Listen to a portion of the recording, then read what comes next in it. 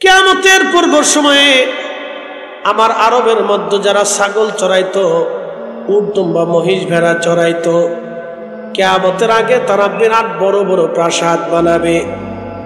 আপনি আরবের দিকে যদি তাকান, যারা উট দুম্বা চড়াইতো বেদুইন, আজকে বেদুইনরা আরবে হাজার হাজার কোটি টাকার মালিক হয়েছে। বিরাট বড় বড় প্রাসাদের মধ্যে তারা থাকে, এসি ছাড়া ঘুমায় না। 24 ঘন্টা এসি চলে সৌদি আরবে, 24 ঘন্টা এসি চলতে থাকে। আমি চিন্তা করলাম হজে যায় সর্বনাশ, যদি 10 ঘন্টা সৌদি আরবে কারেন্ট না থাকে তো সৌদির অন্তত লক্ষ লক্ষ মানুষ মারা যাবে। প্রিয় উপস্থিতি হাজিরিন, আল্লাহর নবী বলেন আমার উম্মত আমার আরব সবুজে পরিণত হবে, প্রচুর পরিমাণে বৃষ্টিপাত হবে, আরবের আবহাওয়া চেঞ্জ হয়ে যাবে, বৃষ্টিপাত হবে। এটা আলামতের সুগরা চলমান আছে, চলমান।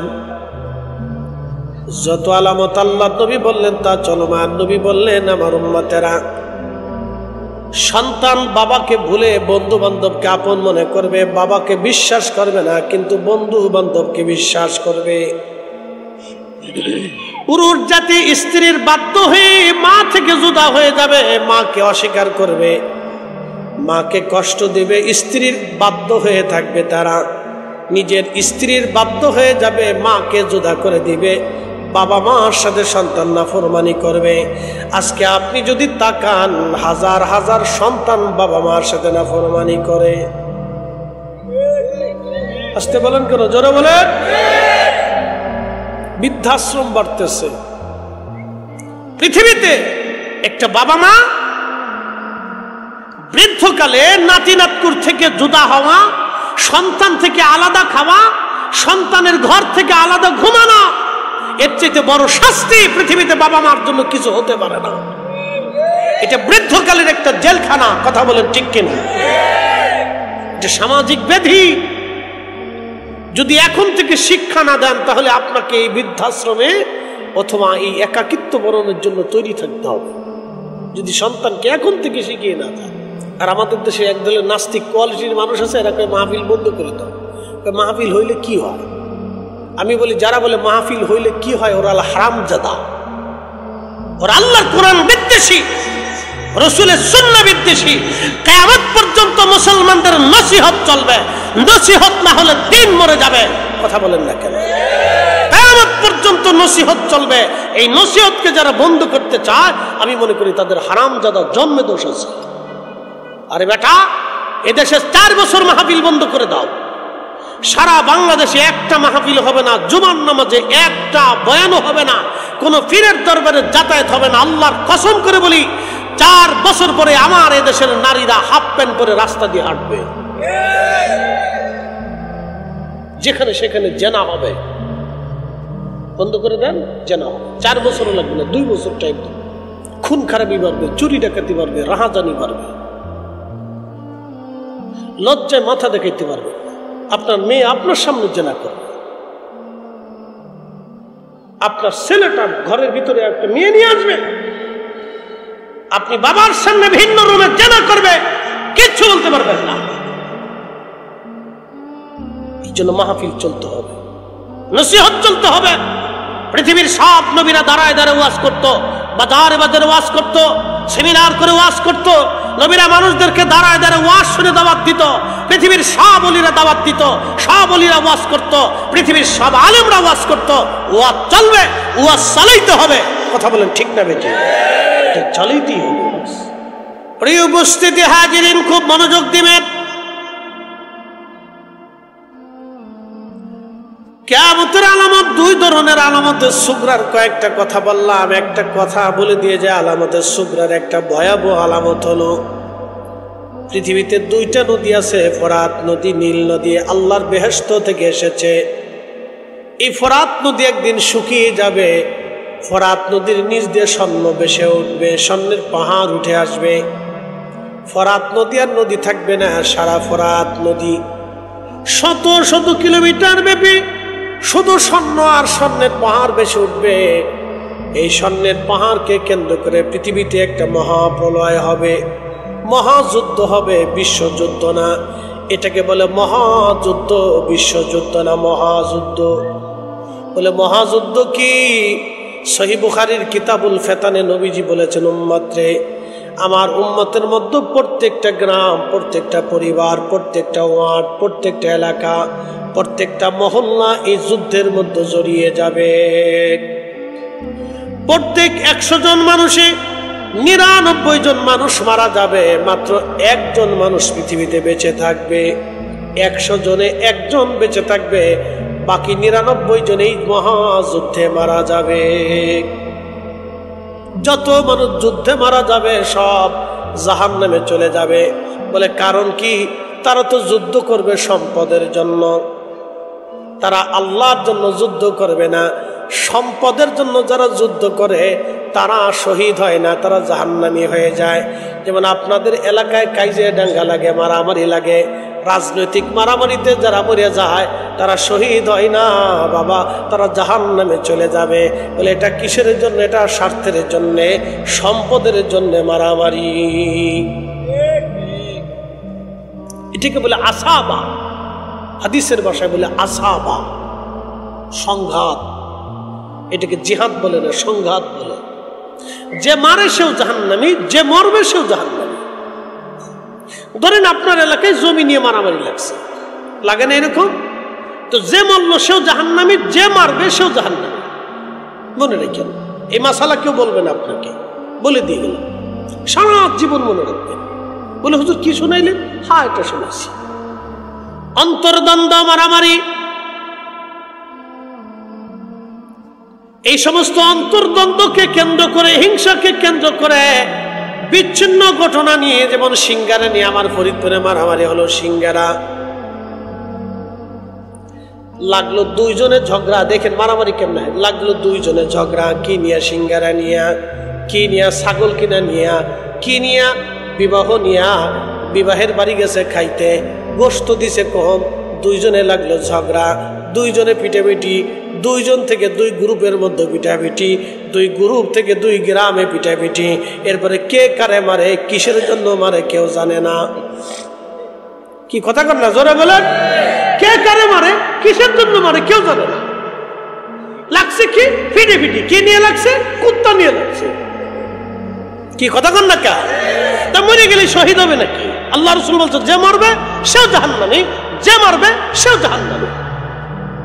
এই বাস্তু জীবনে শোনেন নাই, আজকে শুনে থাক। আমার দেশে এইগুলি চলতেছে, সারা দেশে এইগুলি চলে। মরে গেলি খালি শহীদ হয়ে গেছে। হ্যাঁ, শহীদ বাপদাদের খালি বুদ্ধের সম্পত্তি। প্রিয় উপস্থিতি হাজিরিন, খুব মনোযোগ দিবেন।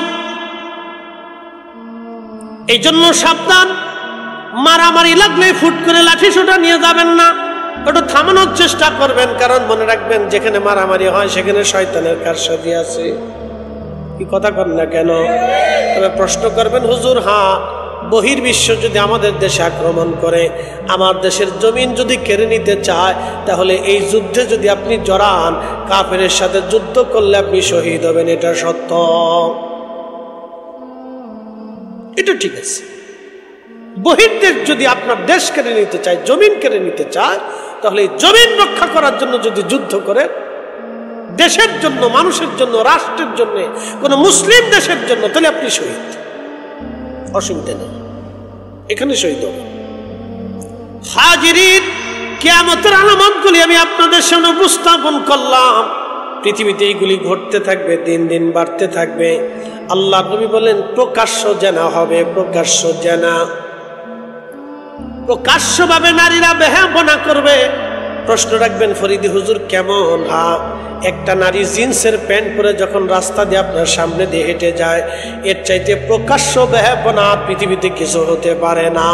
কথা কন না কেন?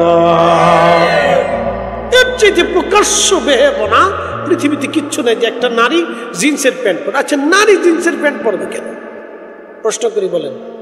আমরা কি নারীদের সালোয়ার কামিজ পরি, শাড়ি পরি, চুড়ি পরি, কানের তলা গেছি, নাকের তো দিছি, টিকলি দিছি, তো নারী আমার প্যান্ট শার্ট নিবে কে? কারণটা কি? বলে সমান অধিকার। তো সমান অধিকার হলি তাহলে আমি কামলা দিই, লাঙ্গুল চষি, তুমি লাঙ্গুল চষবা। আমি দাঁড়ায় ভেসাব করি, তুমি দাঁড়ায় ভেসাব করবা। কি কথা কর না কেন? আমি ইমামতি করি, তুমি ইমামতি করবা। আসো।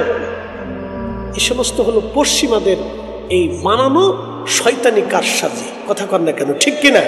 বলে নারী ফুটবল খেলবে। নারী ফুটবল খেলবে কেন? হবিগঞ্জে যদি রংপুরের মহিলা টিম আর কুমিল্লার মহিলা টিম অথবা ঢাকার মহিলা টিম, দুই টিমের যদি খেলা হয়, আর যদি হবিগঞ্জের মহিলা টিম ফুটবল খেলা হয়, তাহলে এদেশের যুবক পোলাপান ঘরে রাখতে পারবেন? কি কথা কর নাকি? পারবেন? সব কাঁচাকুচি দিয়ে বিড়ি বুড়ি টানতে যাবে না। দেখে আসি বিড়ির বলে কেমনে ফুটবল খেলে, খালি দেখবো, তার অন্তরের লালসা মিটাবে। নারী কেন ফুটবল খেলে? পুরুষের লালসা মিটাবে।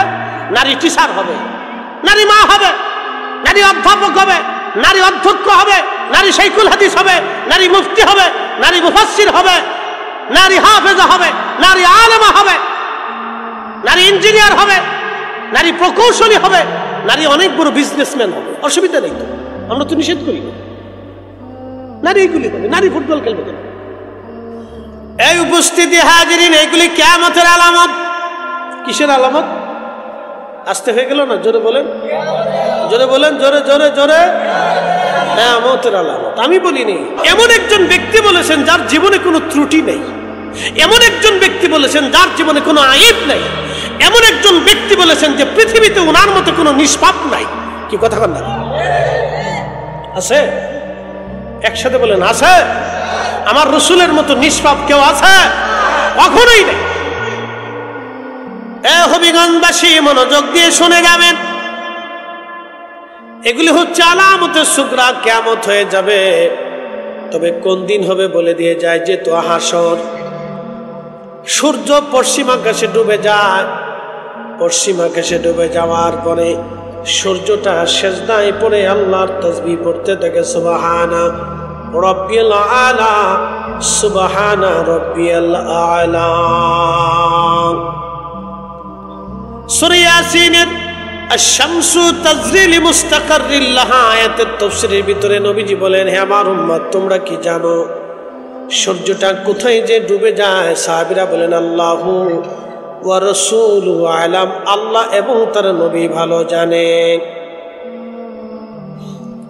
আল্লাহ নবী তখন বললেন, সাহাবীরা, সূর্যটা যেতে যেতে পশ্চিম আকাশে ডুবে যায়। পশ্চিম আকাশে যখন ডুবে যায়, তখন ডুবে যাওয়ার পরে আরশে মুআল্লার নিচে যায় সূর্য আল্লাহকে সেজদা দেয়। সেজদা দিয়ে বলি, ইয়া রব, যদি অনুমতি দেন আমি আবার আলো নিয়ে ফিরে যাব, আর যদি অনুমতি না দেন তাহলে আমি আপনার সামনে সেজদায় পড়ে থাকবো আল্লাহ। নবীজি বললেন, সূর্যটাকে আল্লাহ অনুমতি দেয়, আবার পূর্ব আকাশে উদিত হয়ে তোমাদের এই জন্য আলো নিয়ে ফিরে আসে। কিন্তু কিয়ামতের আগে সূর্যটাকে আমার আল্লাহ অনুমতি দেবে না, দেবে না, দেবে না, দেবে না, দেবে না, দেবে না, দেবে না। হঠাৎ করে অনুমতি দেবে, উঠো। তখন সূর্য তড়িঘড়ি করে উদয় হতে থাকবে। পূর্ব আকাশে যাওয়ার আর সময় পাবে না, পশ্চিম দিক থেকে উঠা শুরু হয়ে যাবে। আল্লাহ নবী বললেন, তখন তওবার দরজা বন্ধ হয়ে যাবে। পৃথিবীর দক্ষিণ মেরু থেকে একটা বাতাস আসবে। বাতাস আসার কারণে সমস্ত ঈমানদাররা মারা যাবে। একটা ঈমানদার পৃথিবীতে বেঁচে থাকবে না। ঠিক আল্লাহকে আল্লাহ বলে ডাক দেওয়ার মতো আর কেউ বেঁচে থাকবে না। সারা পৃথিবীতে একজন আল্লাহকে আল্লাহ বলে ডাক দেবে এমন কেউ হবে না। যখন আল্লাহকে আল্লাহ বলে ডাক দেওয়ার মতো পৃথিবীতে কোনো মানুষ থাকবে না, তখনই আমার আল্লাহ ইসরাফিলকে বলবেন, ইসরাফিল, সিংহায় তুমি বাঁশি বাজাও, সিংহায় ফুঁক দাও। ইসরাফিল সিংহায় ফু দেবে। শব্দটা এত বিকট, এত বিকট হবে আসমান। ইদাস সামাউ ফাতারাত ওয়া ইদাল কাওয়াকিবু তাসারাত ওয়া ইজাল বিহারু ফুজ্জিরাত। তখন আসমান ভেঙে ভেঙে পড়তে থাকবে। নক্ষত্রগুলি ছোটে ছোটে ভেঙে ভেঙে খান খান হয়ে পড়তে থাকবে। আল কারিআতু মাল কারিআ ওয়া মা আদরাকা মাল কারিআ ইয়াউমা ইয়াকুনুন নাসু কালফারাশিল মাবসুস ওয়া তাকুনুল জিবালু কালইহনিল মানফুশ। ধ্বনিত পশম যেমন উঠতে থাকে, আকাশ নক্ষত্রমালাগুলি ধ্বনিত পশমের মতো বিক্ষিপ্ত পতঙ্গের মতো উঠতে থাকবে। মানুষেরা বিক্ষিপ্ত পতঙ্গের মতো হাসরের ময়দানে দৌড়াইবে। কত কঠিন হবে সেই দিন, কেউ কারো চেহারার দিকে তাকানোর সময় পাবে না। বিক্ষিপ্ত পতঙ্গের মতো মানুষ দৌড়াইবে। ওয়াতাকুনুন নাসু কালফারাশিল মাবসুস। মানব জাতি বিক্ষিপ্ত পতঙ্গের মতো ছুটাছুটি করতে থাকবে, পাগলের মতো হয়ে দৌড়াইতে থাকবে। আমার রব আমার আল্লাহ বলে দিলেন, পাহাড়গুলি ধ্বনিত পশমের মতো উড়ে উড়ে চলে যাবে। পশমের গুদার মধ্যে বাড়ি দিলে, বাতাস দিলে যেমন ধুলা ধোঁয়া পশমগুলি উড়ে উড়ে বিচ্ছিন্ন হয়ে চড়ে চড়ে পড়ে যায়, ঠিক পাহাড়গুলি ওইরকম পড়ে যাবে, উড়ে চলে যাবে। আকাশের নক্ষত্র ভেঙ্গে ভেঙ্গে পড়তে থাকবে, খান খান হয়ে পড়ে থাকবে। আল্লাহ নবী বললেন, সেই কঠিন সময়ে মানুষ এত ভয়াবহতার মধ্যে পড়ে যাবে, যুবকরা বৃদ্ধ হয়ে যাবে। কোন নারীর পেটে বাচ্চা থাকলে ভয়ে বাচ্চা খালাস হয়ে যাবে। কি কঠিন হবে কোন নারীর পেটের মধ্যে বাচ্চা থাকলে। ছোট বাচ্চার বড় বাচ্চা, 6 মাস আর 3 মাসের বাচ্চা, 1 মাস আর 2 মাস, 9 মাস আর 8 মাস, যেই বাচ্চাই থাকুক না কেন, গর্ভপাতের সময় তখনও হয় নাই, কিন্তু ভয়ে বাচ্চা বেরিয়ে যাবে। যুবকগুলি বৃদ্ধ হয়ে যাবে, এত কঠিন, এত ভয়াবহ হবে। যুবক বৃদ্ধ হয়ে যাবে, কাঁচা চুল সাদা হয়ে যাবে। ঈসা রুহুল্লাহ উম্মতের একদিন বললেন, ইয়া নবিয়্লাহ, ওগো ঈসা রুহুল্লাহ, আল্লাহ তো আপনাকে মৃতকে জিন্দা করার মুজিজা দিয়েছেন, আপনি দয়া করে নূহ আলাইহিস সালামের ছেলে হযরত হামকে জিন্দা করে আমাদেরকে শোনান। নূহ নবীর ওই মহাপ্লাবনের কথাগুলি আমরা হামের মুখ থেকে শুনতে চাই। আল্লাহ নবী নূহ নবীর 4টে বেটা, হাম, সাম, ইয়াফেস, কেনান। হাম, সাম, ইয়াফেস, কেনান। আবার বলি হাম, সাম, ইয়াফেস, কেনান। কেনান আগুনের পানির মধ্যে ডুবে মারা গেল, বেঁচে রইল হাম, সাম, ইয়াফেস। হামের বংশধর হলো আরবরা, সামের বংশধর হলো অনারবরা, ইউরোপিয়ানরা, এশিয়ানরা। এরা হলো সামের বংশধর, আমরা সামের বংশধর। সারা আরবরা হচ্ছে হামের বংশধর, অনারব যারা আছে তারা সামের বংশধর, আর ইয়াফেসের বংশধর হলো আফ্রিকানরা, নিগ্রো কালারা। পৃথিবীর যত কালা জাতি আছে সব ইয়াফেসের বংশধর। আর পৃথিবীতে আর একটা জাতি আছে ইয়াজুজ মাজুজ, তার ইয়াফেসের বংশধর। হযরত ঈসা রুহুল্লাহ বললেন, ঠিক আছে তাহলে হামের কবরের পাশে চলো। হযরত নূহ আলাইহিস সালাম, আদম, সফিউল্লাহ 3 পুরুষ পরে। আদম নবী 60 হাত লম্বা ছিল, আমাদের হাতের 60 হাত না, আদমের হাতের 60 হাত। একসাথে বলবেন আল্লাহু আকবার। কার হাতের 60 হাত? আমাদের আইছিঙ্গি হাতের 60 হাত না, আদম আলাইহিস সালামের হাতের 60 হাত লম্বা ছিল। তো আদম ছিলেন 60 হাত, তাহলে ওনার হাত ছিল কত বড় বড় হিসাব করেন, তাহলে উনি কত বড়? একসাথে বলবেন আল্লাহু আকবার। আজকে আদম আলাইহিস সালাম যদি আপনার পাশে এসে বসতো তাহলে আর উভয় ছিল না। তাহলে আমরা দেখি করতে যে আমার ছেলে পেলেরা তোমরা কেমন আছো, আমরা কিন্তু আব্বা যান বেশি বলেন না, আমরা ছোট ছোট হয়ে গেছি। অদ্দূর একটু হায়াত পাইছি, আপনি 1000 বছর হায়াত পাইছিলেন, আর আমরা 30-40 বছর পাইয়া দুনিয়া 8 তলা 10 তলা 20 তলা 100 তলা বিল্ডিং বানাইয়া, অন্যের জমি জমি কেড়ে নিয়ে ইন্ডাস্ট্রি করিয়া, অন্যের রক্তমুক্ত সুইসিয়া চুরি ডাকাতি করিয়া আপনার সন্তানরা সুইস ব্যাংকে টাকা পাচার করে। আদম আলাইহিস সালাম সবারই নিয়ে যদি একটা এইভাবে দিয়ে কাইট দিয়ে এইভাবে ফেলাই দিয়ে, তাহলে সুরমা নদী খুঁজে পাবেন না তালাশ করে, এত বড় ছিল। একসাথে বলবেন আল্লাহু আকবার। না না, আরো ছিল। একটা একটা একটা খাতার জন্য ইয়া রাব্বি 350 বছর ধরে আমাদের আব্বাজান কাঁদছে, কানতে কানতে কানতে কানতে গোশত গুলি পচে গেছে। আর আমরা কত খাতা করতেছি জীবন। এ হবিগঞ্জবাসী মনোযোগ দিয়ে শুনিয়া যাবেন, হাজিরিন, হযরতে নূহ আলাইহিস সালাম তো এরকম প্রায় 60 হাত লম্বা ছিলেন তিনিও। ওনার সন্তান হযরত হাম তো মিনিমাম হলো 59 হাত লম্বা ছিল। হযরত ঈসা রুহুল্লাহ হামের কবরের পাশে গেলেন। হামের কবরের পাশে যাওয়ার পরে হযরত হামের কবরের পাশে যাওয়ার পরে লোকেরা বলল, ঈসা রুহুল্লাহর উম্মতরা বলল, ওগো নবী, এটাতে একটা টিলা দেখা যায়, একটা পাহাড় দেখা যায়। বলতেছে, হ্যাঁ এটাই হযরত হামের কবর। বলে পাহাড়ের হামের কবর। ওনারা অনেক বড় লম্বা মানুষ ছিল। হযরত ঈসা রুহুল্লাহ ডাক দিছে, হে হাম, আল্লাহর বান্দা, আল্লাহর হুকুমে দাঁড়াও। ঠিক কুম বিসমিল্লাহ বলে যখন ডাক দিয়েছে, বিকট শব্দ করে হযরত হাম আলাইহিস সালাম তিনি মাটির ভিতর থেকে আমার আল্লাহ জিন্দা করে ঈসা নবীর সামনে দাঁড়া করাই দিলেন। একবার জোরে বলবেন আল্লাহু আকবার। আরো জোরে বলেন, জোরে বলেন।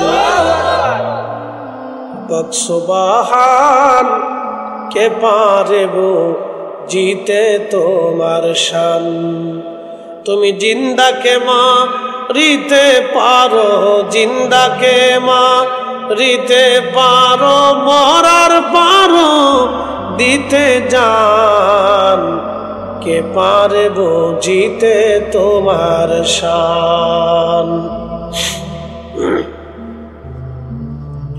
হযরত হাম দাঁড়িয়ে গেলেন। ভয়ে থরথর করে হাম কাঁপতেছে। হযরত ঈসা নবী ডাক দেয়, বলেন, হাম বলো, হযরত নূহ আলাইহিস সালামের বেটা হাম তুমি? বলে, হ্যাঁ। আমাকে কি চিনছো? বলে, হ্যাঁ, আপনি আল্লাহর নবী। হযরত ঈসা রুহুল্লাহ আল্লাহর নবী এবং রাসূল। বলতেছে, কেন ডাকছেন? বলে, হাম রে, আমি আল্লাহর হুকুমে আপনাকে জিন্দা করেছি আপনার আব্বাজানের মহাপ্লাবনের ঘটনা জানার জন্য। কিন্তু তার আগে আপনি বলেন, আপনার চুলগুলি কেন সাদা হয়ে গেছে? ও হাম, আপনার চুল কেন সাদা বলে দেন। হযরত হাম বলে, হুজুর, আপনি যখন আমাকে ডাকলেন আমি ভাবছি কিয়ামত অনুষ্ঠিত হয়ে গেছে। আল্লাহর নবী, কিয়ামতের ভয়াবহ চিত্রের কথা মনে পড়ে আমি ভয়ে আমার কাঁচা চুলগুলি সাদা হয়ে গেছে। হুজুর, আমার ইন্তেকালের সময় আমার চুল সাদা ছিল না, আমার সব চুল কাঁচা ছিল। কিন্তু আমি ভয় পাইছি, না জানি কিয়ামতের মাঠ কায়েম হয়ে গেছে। কিয়ামতের মাঠের ভয়াবহ চিত্রের কারণে আমি ভয়ে আমার চুল দাড়িগুলি সাদা হয়ে গেছে। নবীজি বললেন, যুবক সেদিন বৃদ্ধ হয়ে যাবে, সমস্ত মানুষ বস্ত্রহীন হবে, একেবারে বস্ত্রহীন হয়ে দাঁড়াবে। আল্লাহর নবীকে আম্মা জান আয়েশা সিদ্দিকা ডাক দিয়ে বলেন, আয়েশা ডাক দিয়ে বলেন, ইয়া রাসূলুল্লাহ, ইয়া নবী আল্লাহ, মহিলারাও কি সেই দিন বস্ত্রহীন হবে? নবীজি বললেন, হ্যাঁ আয়েশা, নারীরাও সেই দিন বস্ত্রহীন হবে। তুমি আয়েশারে তুমি শুনো, বিক্ষিপ্ত পতঙ্গের মতো মানুষ ছুটাছুটি করবে হাসরের মাঠে বাঁচার জন্য।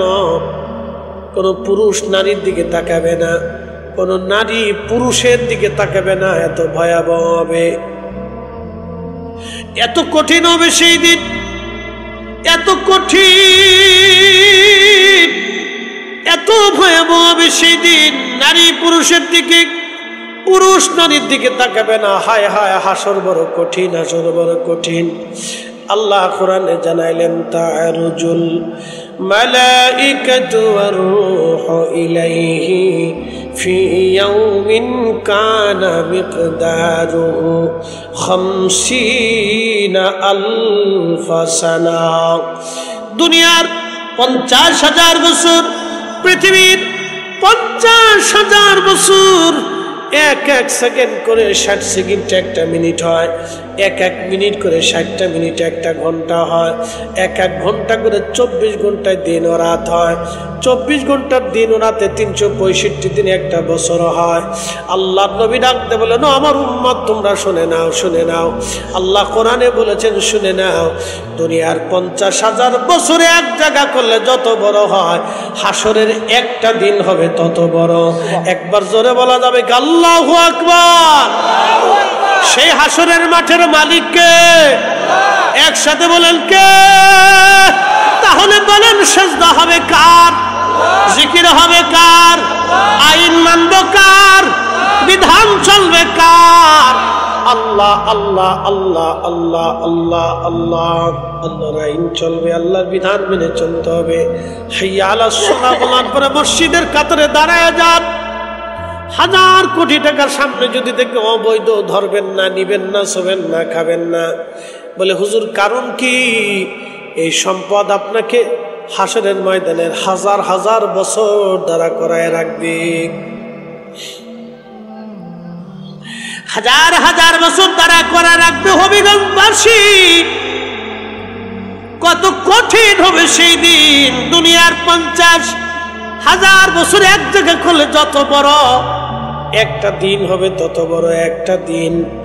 সেই দিনের কত 1000 বছর পার হবে আমরা জানি না। মানুষ বিক্ষিপ্ত পতঙ্গের মতো দৌড়াইতে থাকবে। আল্লাহ নবী বলেন সাহাবীরা, 3 জায়গা আমার উম্মত 3 জায়গা উম্মতকে বলে যাবে। মা সন্তান বলে যাবে, সন্তান মা বলে যাবে, বাবা সন্তান বলে যাবে, সন্তান বাবা মাকে বলে যাবে, ভাই ভাইকে বলে যাবে। বড় কঠিন, বড় ভয়াবহ হবে সেই দিন। কেউ কারো খবর রাখবে না। 3টা জায়গা মনে রাখবেন। 1 নম্বর মিজানের পাল্লা। যখন মিজানের পাল্লা প্রতিষ্ঠিত হবে, কার গুনার পাল্লা ভারী হবে, কার নেকের পাল্লা ভারী হবে। মিজান পাল্লা প্রতিষ্ঠিত হলো। হাসরের কোটি কোটি মানুষ মিজানে দাঁড়িয়ে যাবে। একজন আর দুইজন না, বর্তমানে পৃথিবীতে 800 কোটি, আদম শফিউল্লাহ পর্যন্ত 1000 কোটি কোটি বিলিয়ন ট্রিলিয়ন কোটি মানুষ কিয়ামত পর্যন্ত আসবে, যাবে, কবরে ঘুমাবে। সব মানুষ হাসরের ময়দানে আল্লাহর সামনে দাঁড়াবে। মিজান পাল্লা হবে একটা, আল্লাহর সামনে মিজানের পাল্লা মাপা হবে। আল্লাহ নবী বললেন এক এক করে ডাকা হবে, এক এক করে মিজানের পাল্লা মাপা হবে। কার গুনার পাল্লা ভারী, কার নেকের পাল্লা ভারী। ওই সময় মানুষ এতই পাগল পারা হবে, মা সন্তান বলে যাবে, সন্তান মা বলে যাবে। সবার একটাই চিন্তা, আমার উপায় কি হবে, আমার উপায় কি? আল্লাহ নবী বলেন উম্মত, ওই সময় আমি নবী যখন বাবা মা সন্তান সন্ততি সবাই সবাইকে ভুলে যাবে, কিন্তু আমি নবী ওই সময় উম্মত ভুলবো না। সাহাবীরা রে, আমি ওই সময় আমার উম্মত ভুলবো না। আমি আমার উম্মতের পাশে মিজানের সামনে দাঁড়ায় থাকবো। আমার উম্মত যাতে জাহান্নামে চলে না যায়। একবার জোরে বলা যাবে কি ইয়া রাসূলুল্লাহ? না না না, চিৎকার মেরে বলেন আল্লাহু আকবার। জোরে বলেন আল্লাহু আকবার। তাহলে হাসরে নবী লাগবে কি লাগবে না? জোরে বলেন, এই আরো জোরে বলেন, লাগবে কি লাগবে না? কবরে নবী লাগবে কি লাগবে না? মিজানে নবী লাগবে কি লাগবে না? হাউজে কাউসারে নবী লাগবে কি লাগবে না? যদি নবী লাগে তাহলে নবী যে কাজ করেছেন সেই কাজ করে যেতে হবে। যেটা হুকুম করেছেন মানতে হবে, যেটা নিষেধ করেছেন সেটা ছাড়তে হবে।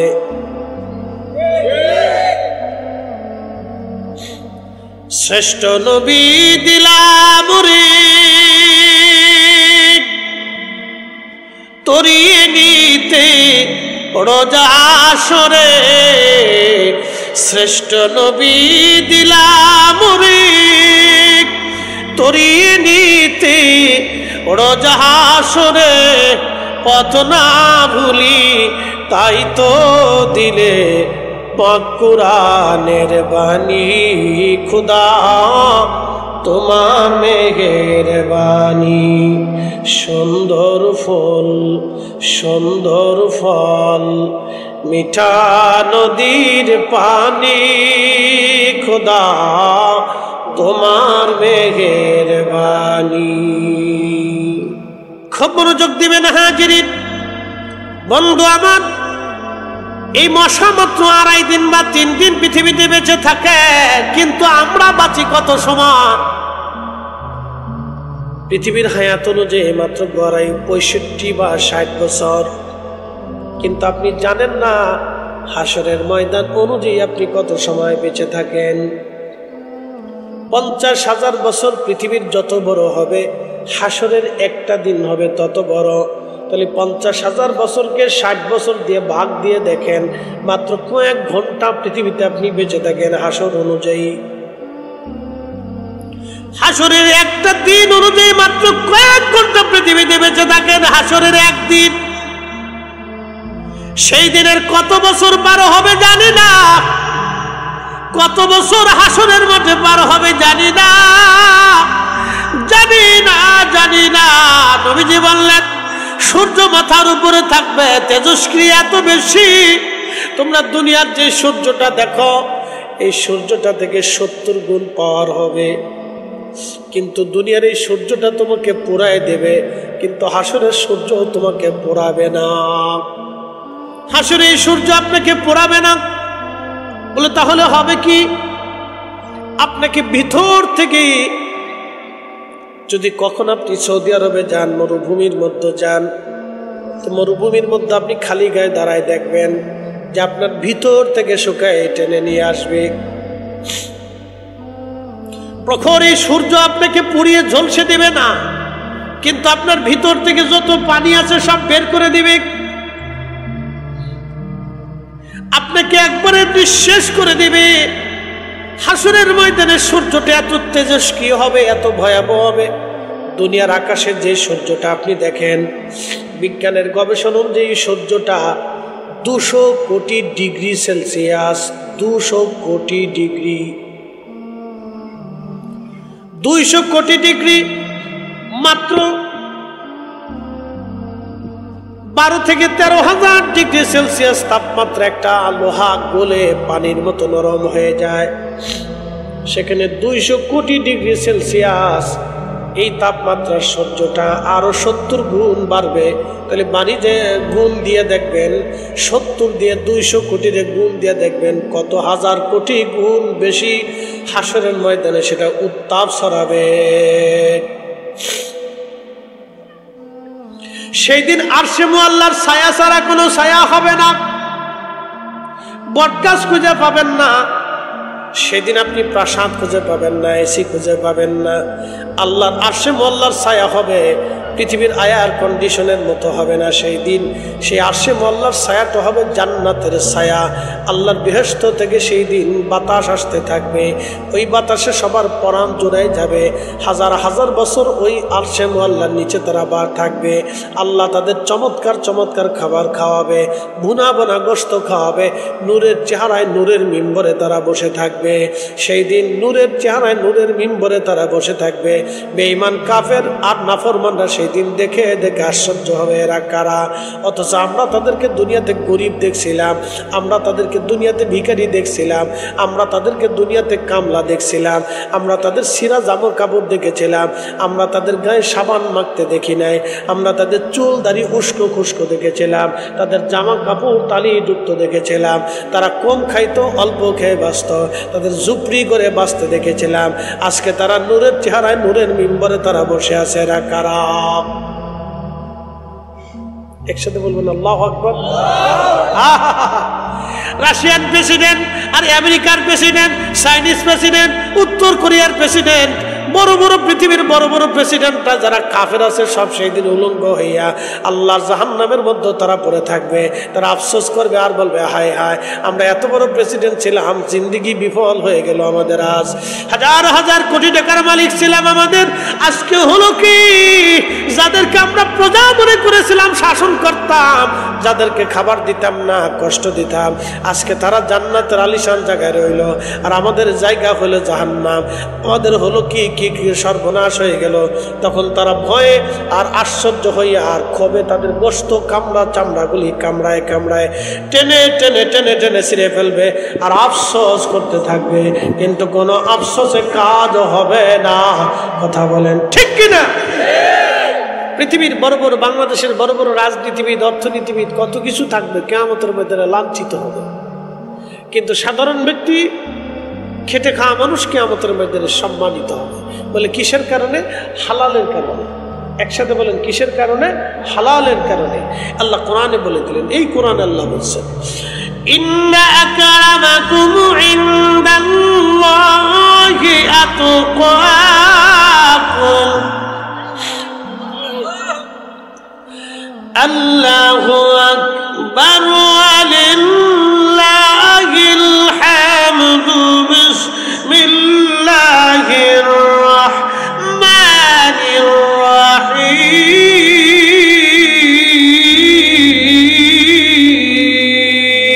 আল্লাহু আকবার।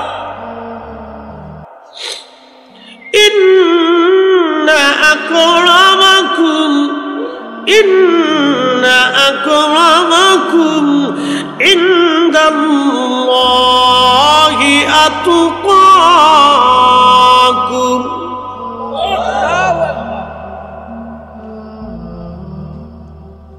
হাজার কোটি টাকার মালিক হলেও লাভ হবে না,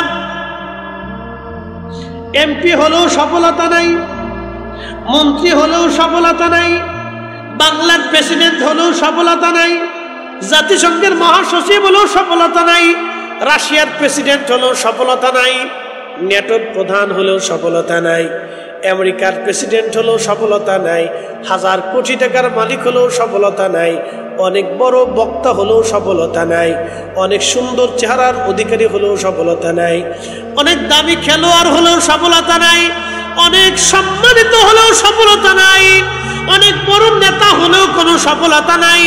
আল্লাহ বলে দিলেন সফলতা এক জায়গা, এক জায়গা, এক জায়গা, এক জায়গা। কিয়ামতের ময়দানে আল্লাহর কাছে সে সম্মানিত হবে নূরের মিম্বরে, নূরের চেহারাতে, নূরের মিম্বরে, নূরের চেহারাতে, নূরের মুকুট মাথায় নিয়ে আল্লাহ আরশে মোল্লার নিচে তাকে জায়গা বসায় দিবে। দুনিয়াতে যার অন্তরে আল্লাহর ভয় বেশি ছিল, হারাম খাই নাই, নামাজ ছাড়ে নাই, রোজা ছাড়ে নাই, জিকির ছাড়ে নাই, অন্যায় করে নাই, জুলুম করে নাই, অন্যের হক মেরে দেয় নাই, অন্যের সম্পদগুলি মেরে দেয় নাই, মিথ্যা বলে নাই, মানুষ ঠকায় নাই, গীবত তহমত শিকায়াত করে নাই, আমার আল্লাহ বললেন কিয়ামতের ময়দানে সে সম্মানিত হবে। দুনিয়াতে যার যত আমল বেশি সে সম্মানিত হবে তত বেশি। আমি এখানে রাষ্ট্রপতি, অর্থমন্ত্রী, সাধারণ ব্যক্তি, ভিখারি, দিনমজুর, অভাবী দিনমজুর আর রিক্সাওয়ালা, ভ্যানওয়ালা, আমি এগুলি খুঁজবো না। যার অন্তরে তাকওয়া বেশি তার দাম আমার কাছে বেশি। তাকওয়া নাই কিচ্ছু নাই, তাকওয়া নাই কিচ্ছু নাই। আমি গাউসে পাকের মুরিদও চিনব না, হুজুর গাউসে পাকের মুরিদ চিনব না। যদি নামাজ না পড়ে তো কাজ হবে না, যদি তাকওয়া নিয়ে আসে তাহলে আমি আল্লাহ তাকে সম্মান দেব। কথা কন না কেন? কবরে বাটাম চালান চলবে। বলে কতদিন, কত হাজার বছর জানি না। বলে হাসর বড় কঠিন হবে। বলে কেমন হবে? আপনারা বুঝাই এবার। হ্যাঁ, আপনি মাফ পাবেন, মাফ নিষেধ নেই, আল্লাহ মাফ করবেন, মাফ নিষেধ নাই, শাফায়াত হবে, তাও হবে, এটাও সত্য, মাফও হবে, এটাও সত্য। আপনি জাহান্নাম থেকে আল্লাহ আপনারা বের করে নিয়ে আসবেন, তাও সত্য। কিন্তু কতদিন যে জাহান্নামের বাটাম সালান খাবেন তা কিন্তু জানেন। কি কথা খারাপ হয়েছি? বুঝাই বুঝাই করতে চাইবেন, আসে। বলে কেমন? শোনে, দুনিয়াতে যারা অনেক অর্থের মালিক হয় কিন্তু জাকাত দেয় না। একসাথে বলেন কি দেয় না? জোরে বলেন কি দেয় না? এখন তো জাকাত তো সিস্টেম উঠে নেই, জাকাত হয়ে গেছে হলো ট্রেডিশন। কেমন? ঢাকা শহরে জাকাতের মার্কেট আছে, জাকাতের কাপড় আলাদা, লুঙ্গি আলাদা, গেঞ্জি আলাদা, গামছা আলাদা, সেলার কামিজ আলাদা। এমন সেলার, এমন লুঙ্গি দিয়ে মাসখানিক পরার পরে বেটা কাজে গেছে মাঠের ভিতরে, ঠাস করে পিছন থেকে ফাইটে ছিঁড়ে চলে গেছে। কি কথা কন দেখে? জাকাত হবে কি বুঝাইতেছে? আমার কাছে এই চাদরটা পছন্দ, যদি চাদর দিতে হয় তাহলে এরকম পছন্দের চাদর দিতে হবে। আমার এই কাপড়টা পছন্দ, যদি আমাকে যাকাত দিতে হয়, যদি বলি যে না আমি সবাই জুব্বা দেবো, তাহলে এই কাপড়ের জুব্বা দিতে হবে।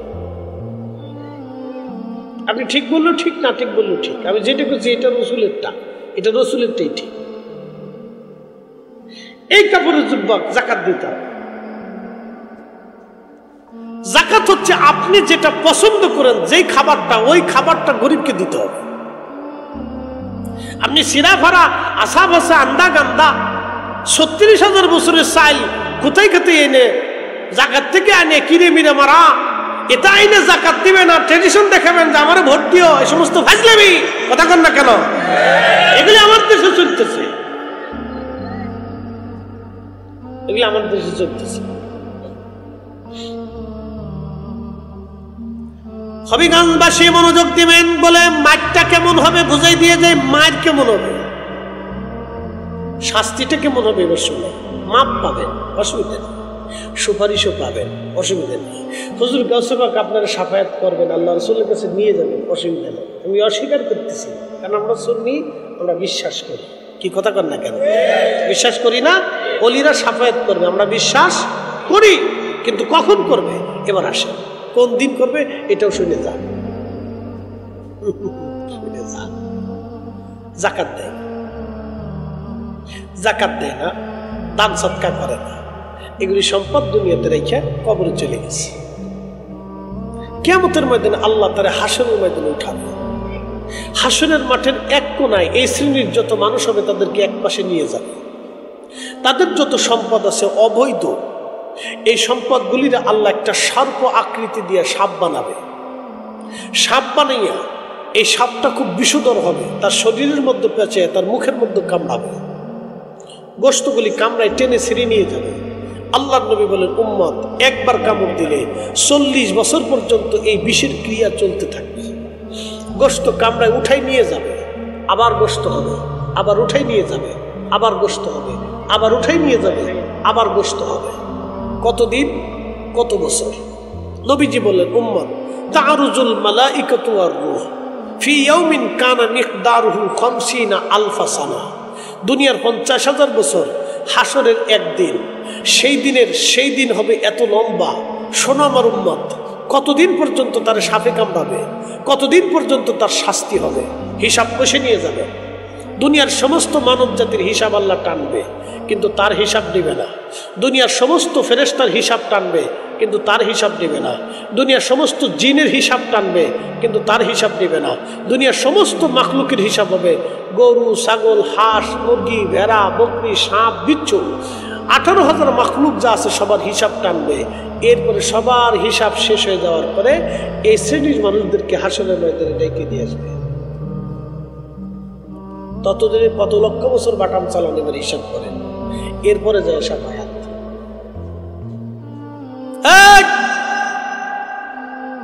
একসাথে বলেন আল্লাহু আকবার। না হয় না আরো জোরে, আরো জোরে। কত হাজার বছর মার হবে তা আপনি হিসাব করেন, তারপরে যায় সাফায়াত। বলি হবে না, নাই, বুঝে যান, বাঁচার চেষ্টা করেন। আল্লাহর নবী বলেন, এরপরে সাফায়াত, এরপরে আল্লাহ হিসাব বিকাশ টান দেওয়ার পরে হয় জান্নাত, না হয় জাহান্নাম। যদি সাফায়াত নসিব না হয় আল্লাহ জাহান্নামে ফেলে দিবে। জাহান্নামে কত হাজার বছর শাস্তি হবে তাও জানা নাই। জাহান্নামে ফেলে দেওয়ার পরে নবীজি বললেন, সব উম্মত জান্নাতে চলে যাবে, সব জান্নাতে চলে যাবে। হাসরের মাঠ একবারে খালি হয়ে যাবে, জাহান্নামে পাঠানো হবে, জান্নাতে পাঠানো হবে। এবার আমার আল্লাহ আমার সুপারিশের কারণে, আমার কান্নার কারণে আমার আল্লাহ জাহান্নামের দিকে নজর দিবে। যারা আল্লাহর মুসলমান ছিল, কালেমাতুত তাওহীদ যাদের নসিব হয়েছে, আল্লাহর নবী আল্লাহর উপরে যারা একিন বিশ্বাস রেখে যারা পরিমাণ ঈমান নিয়ে জাহান্নামে চলে গেল, আল্লাহ রসুলকে বলেন, ইয়া রাসূল আল্লাহ, আপনি আমার উম্মত জাহান্নাম থেকে বের করে নিয়ে আসেন, যার যারা পরিমাণ ঈমান আছে তারাও নিয়ে আসেন। এরপরে আল্লাহ জাহান্নাম থেকে বের করে নিয়ে আসবে। আমার নবীর সুপারিশে জাহান্নাম থেকে বের করবে, কিন্তু কত হাজার বছর জাহান্নামে থাকতে হবে জানা নাই, জানা নাই, জানা নাই, জানা নাই, জানা নাই। অতএব ক্ষমা পেতে হবে। এটা বড় ভয়াবহ জায়গা হাসর। হাসরটা অনেক বড় ভয়াবহ। উপায় নাই, উপায় নাই, উপায় নাই রে, উপায় নাই রে, উপায় নাই, উপায় নাই রে, উপায় নাই রে, উপায় নাই। দয়াল নবীর চরণ বিনে উপায় নাই, দয়াল নবীর চরণ বিনে উপায় নাই। লা ইলাহা, জোরে জোরে, আল্লাহ আল্লাহ আল্লাহ,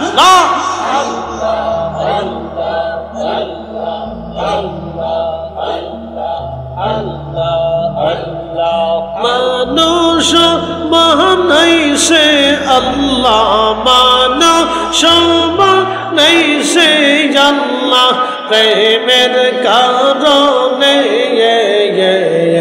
প্রেমের ডোরে বান্দরে মদিনার শানে।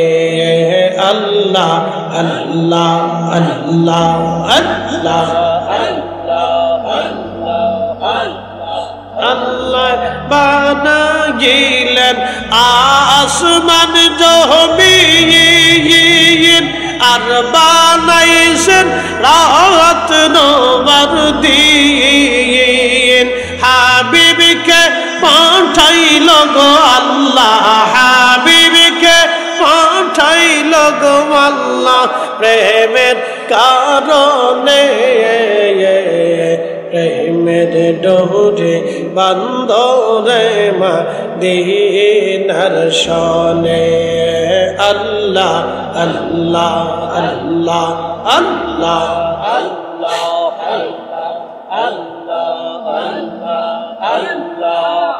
খেরাতে পার হবি তুই পলসিরাতের পুল। আল্লাহ আল্লাহ লা ইলাহা ইল্লাল্লাহ, লা ইলাহা ইল্লাল্লাহ, মুহাম্মদ রাসূলুল্লাহ। খেরাতে পার হবি তুই পলসিরাতের পুল। আল্লাহ আল্লাহ, জবান খুলে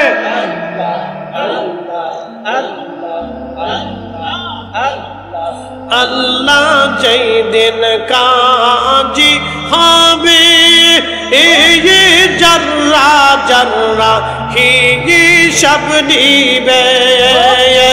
আহা আল্লাহ যেই দিন কাজী হবে, এই জর্রা জর্রা হিসাব নিবে। আহা সেই দিন তোমাকে তরাবে, সেই দিন তোমাকে তরাবে মুহাম্মদ রাসূল। আখিরাতে পার হবি তুই পলসিরাতের পুল। আল্লাহ আল্লাহ আল্লাহ জবান খুলে এই আওয়াজ তুলে আল্লাহ যেই দিন কাহার হবে, নফসি নফসি সবে বলবে। আল্লাহ যেই দিন কাহার হবে, নফসি নফসি সবে বলবে। আহা সেই দিন তোমাকে তরাবে, সেই দিন তোমাকে তরাবে মুহাম্মদ মুহাম্মদ রাসূল আখিরাতে পার হবি তুই পুলসিরাতের পল আল্লাহ আল্লাহ আল্লাহ আল্লাহ আল্লাহ আল্লাহ আল্লাহ আল্লাহ আল্লাহ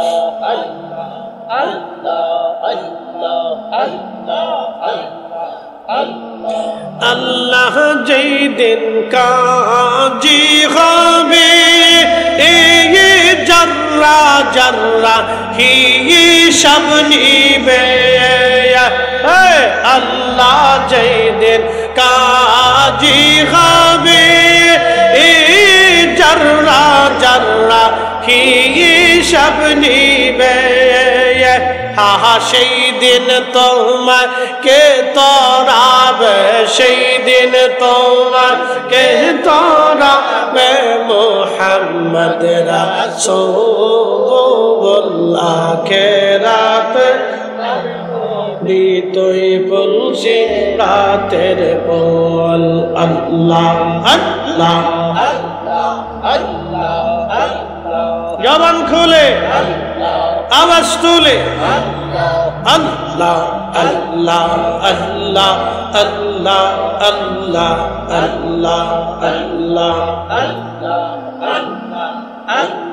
আল্লাহ আল্লাহ আল্লাহ আল্লাহ লা ইলাহা ইল্লাল্লাহ মুহাম্মাদুর রাসূলুল্লাহ সাল্লাল্লাহু আলাইহি ওয়াসাল্লাম।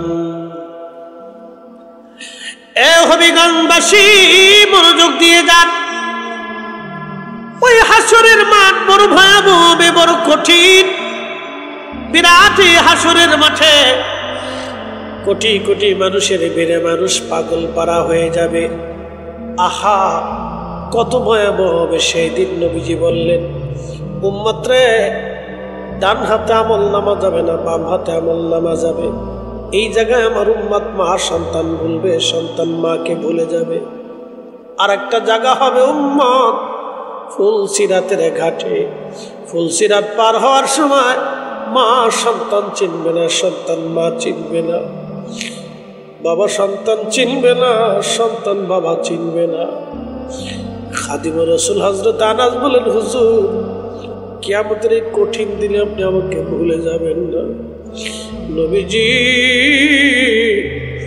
আপনি ওয়াদা করে যান, আমি আপনার খেদমত করেছি। আপনি হাসরের ময়দানে আমার সারা জান্নাতে যাবেন না। আমার নবী ডাকতে বলেন, আনাস রাবি রাজি হয়ে গেল। হযরত আনাস বলে, হুজুর, হাসরের বিরাট এত বড় মাঠে আপনাকে কোথায় গেলে খুঁজে পাবো? বলতেছে, আনাস রে, তুমি আমাকে হাউজে কাউসারের কাছে গেলে খুঁজে পাবা।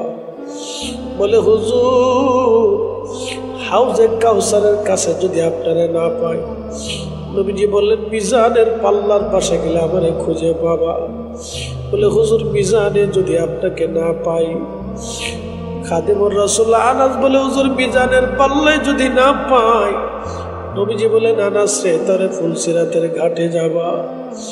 হুজুর, ফুলসিরাতের কিনারে যদি আপনি নবী না পাই, কোন জায়গা গেলে আমি খাদেম আপনারে খুঁজবো? আল্লাহ নবী ডাকতে বলেন, আনাস রে, সুনানুত তিরমিজির বাবুর সাফার ভিতরে হাদিস কানে আসছে। আল্লাহ নবী ডাক দেখ, আনাস, তিনটা জায়গা তুমি আমারে খুঁজবা। এই তিন জায়গায় তুমি আমারে তালাশ করে পাবা। অন্য কোথাও আমারে খুঁজো না আনাস, তিনটা জায়গা পাবা। কারণ আমার উম্মত যাতে জাহান্নামে না যায়, আমি নবী তিনটা জায়গা আমি পাহারা দিতে থাকবো। একবার জোরে বলা যাবে কি, ইয়া রাসূলুল্লাহ? এ সবজ গম্বদ ওয়ালে मंजूर दुआ करो ना, जब वक्त नजर आए आका दीदार आता করনা, दीदार आता करना। मैं कब्र अंधेरी में घबराऊंगा जब तन्हा में, कब्र अंधेरी में घबराऊंगा जब तन्हा, इमदाद मेरी करोने आजान रसूल अल्लाह, इमदाद मेरी करोने आजान रसूल अल्लाह।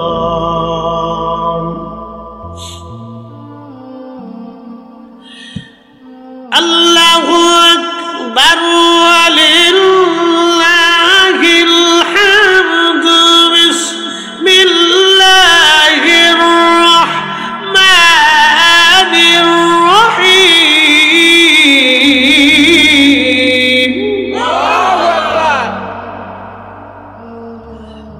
इन्ना अअतैना